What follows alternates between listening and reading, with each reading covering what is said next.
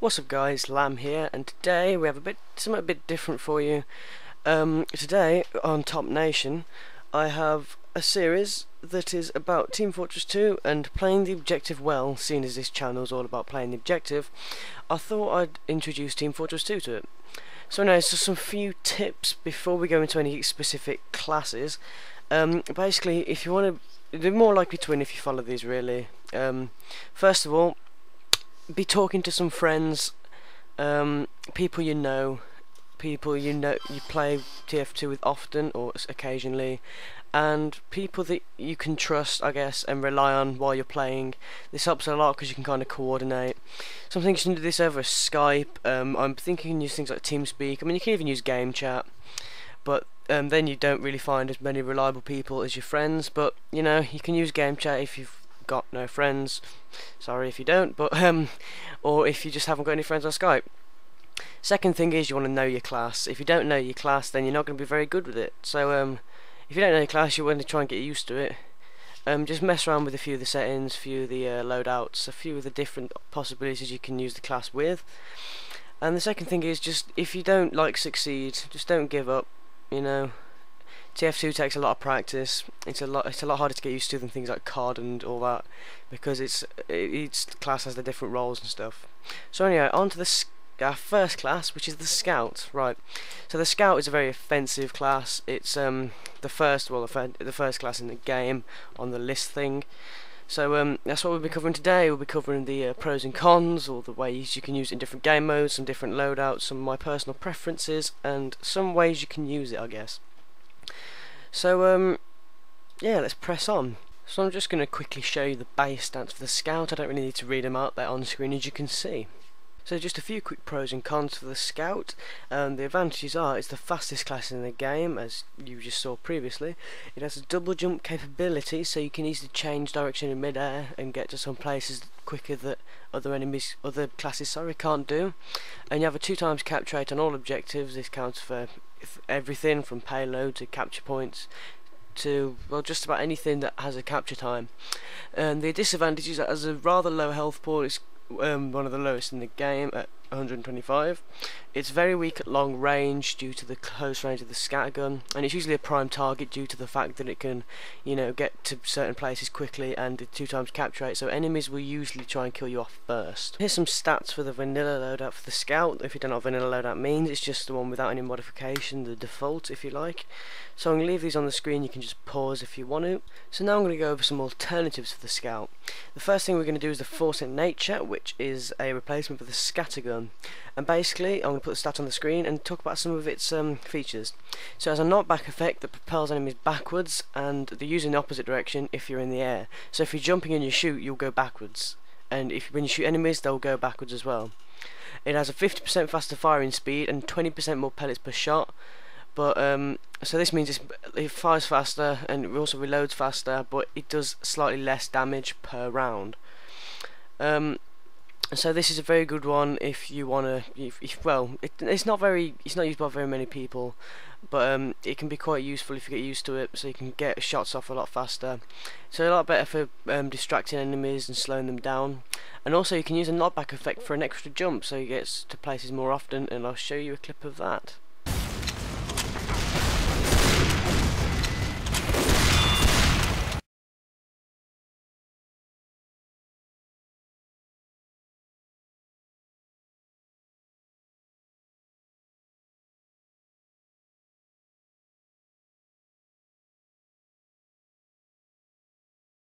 So the next weapon is the Bonk Atomic Punch. It goes in the second weapon slot, and it's an effect type weapon. So basically you get the effect of invulnerability for 6 seconds, and you're not able to attack in this time, and you're still affected by knockback. So this weapon is usually used for getting past sentries or distractions, which I'll talk about later in the video.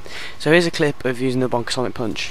Well, next up is a bat called the Sandman. It's just a replacement for the default bat, and it knocks out a stun ball, which basically means when you right click, you throw where you hit a baseball towards the enemy, and if it hits them, it'll stun them for a certain amount of time. That amount of time depends on, well, how far away you were how far the ball's travelled. But the only downside of this is it knocks you down to 110 max health. Right, so the first of the Scout's item set is the Polycount set, called the Special Delivery set. The set bonus for this is plus 25% max health, and the items needed are the Shortstop, Mad Milk, Holy Mackerel, and the Milkman hat. Right, so the Shortstop is a replacement for the Scattergun. It's a kind of pistol-shaped weapon. It's a pepper gun per se. It's got a smaller clip and a faster reload time. It's also a lot better at long range than the Scattergun, which means that the Scout can be used in a lot of different situations, and it also kind of compensates for the fact that you don't have a pistol. The next item in the set is the Mad Milk, which, like the Bonk, is kind of an effect weapon, but you have to throw it and hit an enemy, kind of like Girati. The effect lasts 6 seconds, as you can see, and when you coat an enemy with it, when you shoot the coated enemy, 60% of the damage you deal will come back as health on that enemy, and that effect applies to your teammates as well, so they get more health too. Here's a clip of that playing now. The next weapon in this set is the Holy Mackerel, which is a replacement for the bat. It's got exactly the same stats as the default bat, but it's kind of a gimmicky weapon because every time you hit someone it comes up in the kill feed with a fish symbol, and then when you finally get the kill that also comes on the kill feed and it says fish kill in big letters next to it. So just a nice little fun thing. The second set for the Scout is called the Number 1 Fan set. It consists of the Bonk Boy hat, the Soda Popper, the Winger, and the Atomizer. There is no set effect for this, sadly, which is the case in all the new sets, but I don't know if they're going to introduce them back. I hope they do. So the first weapon is the Soda Popper, the stats on the screen. Basically, if you're wondering the hype meter is when you run round with the weapon out, the hype meter builds up, and when it's full, it'll unleash mini crits, which you get with all the weapons. But there's a way of counting this, so what you can do is run round till it's almost full, then pull out the Winger, and then you run round, and then when you need the crits, pull back out the Soda Popper, and then the crits will be unleashed, and that's a way of controlling when you unleash the crits. A mini crit, sorry. The second thing is the Winger. It's just straight kind of trade off there. And the Atomizer basically gives you a triple jump, but every time you triple jump you cause 10 damage to yourself. So here's a gameplay playing of the mini crits anyway.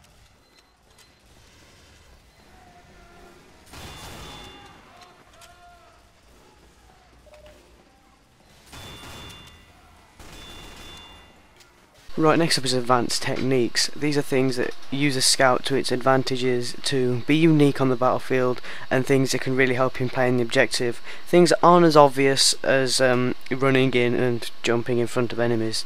So let's have a look at them. The first up is distractions. Now distractions is pretty self-explanatory. It's basically distracting the enemy from the objective, either to stop them from capturing their objective or to help you to capture yours and to hinder their defences. So this is basically achieved by kind of making yourself the centre of attention, I guess. So my best setup for this is probably the Force of Nature to knock enemies out of the way of the objective, the Bonk Atomic Punch so you can make yourself more noticeable and you can jump around without being killed, and probably the Atomizer just because it gives that extra triple jump which lets you distract them easier by jumping around in different places. Here's a clip of this happening now. Right, the next tip is being annoying. Now this is pretty similar to distracting, but a bit different as the fact that rather than just trying to distract them off the objective, you're just kind of pressuring enemies into doing certain things. Like, I guess if you're a Scout, you just jump in around a heavy, that will get quite annoying because it can't actually shoot you, and then you might get backstabbed or shot by someone else. And also just running around their spawn constantly is also a good way of doing it. There's not really much difference between this and distraction, as I said, but you know, so it goes with this clip here. As you can see in this clip, I got into their spawn with the Bonk and then started continuing to run around it with Bonk after that once it's recharged. So once you're into their spawn, you can just kill a load of people and take out a few of the snipers or defensive classes and then just wreak havoc. Right, the final technique is called haggling. Now this is kind of a hard one to explain, so I'm just going to give you a situation. And by the way, I have no clip for this due to upload times and stuff I didn't manage to do. So basically, you're a Scout, you run into a soldier, you get in close range, so he pulls out his melee weapon, which is a shovel. Now what you do is you run back and go to long range and pull out your pistol and start shooting him. So then he can't hit you with his shovel at long range, so then he pulls out his rocket launcher, and then you keep basically moving to a range where the enemy is ineffective. So if they're using their melee weapon, you move to long range. If they're using the long range weapon, you move to melee range. It's kind of a hard technique to get used to, but it can be like deadly when it's employed correctly. I didn't manage to get a clip for this, and I'm very sorry about that. I hope you understand, but it's not really a very commonly used tactic. Right now it's time for just some final tips and tricks you can use for the scout.